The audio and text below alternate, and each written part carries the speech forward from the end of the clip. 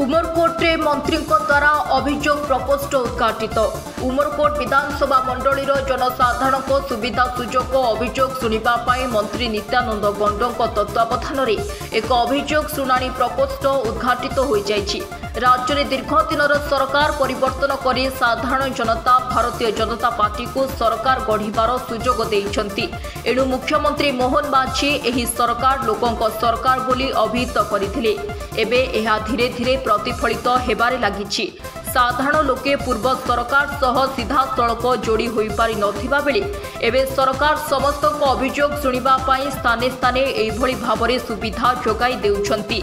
आज उद्घाटन अवसर में मंत्री नित्यानंद गंड मुख्य अतिथि रूपे जोग देइथिबा बेले अशोक कुमार पाढ़ी, राम नायक, बीओ विकास सरकार, एबीओ पुरुषोत्तम माझी और काउंसिलर कनकलता नायक उपस्थित थिले। आम सरकार आसला परे आम प्रिय मुख्यमंत्री से भी लोकंकर अभियोग शुणाणी कार्य प्रति सप्ताहर सोमवार दिन करती। तो समस्त मंत्री माने भी तांको निज एरिया रे ऑफिस खोलिवे, अभियोग प्रकोष्ठ खोलिवे। आज संभव होईछि। आम भी उमरकोट एक अभियोग प्रकोष्ठ खोलीचे। एथिरे निश्चय अनेक जो लोक माने मंत्री को भेटिबा चाहुछंती एवं तांकर अभियोग पत्र देबा पाई चाहुछंती। अनेक समय रे कार्यालय नथिबा जगु से माने तार सुविधा पाई पारु नाहंती।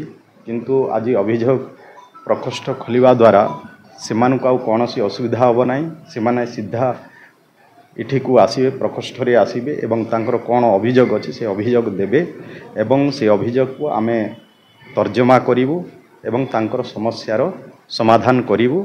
आमे जदियो भुवनेश्वर रे थिले भी इठी कोन अभियोग आम पाखु आसीछि ए अभियोग पत्र आम पर्यंत केमती पहुँचीबो।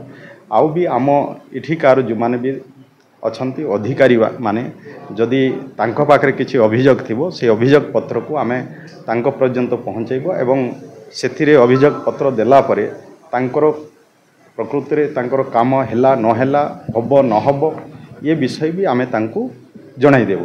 तेणु मो भाबुछि निश्चय या द्वारा साधारण जनता उपकृत हेबे। नवरंगपुर प्रीतिरंजन दास को रिपोर्ट, फोकस प्लस।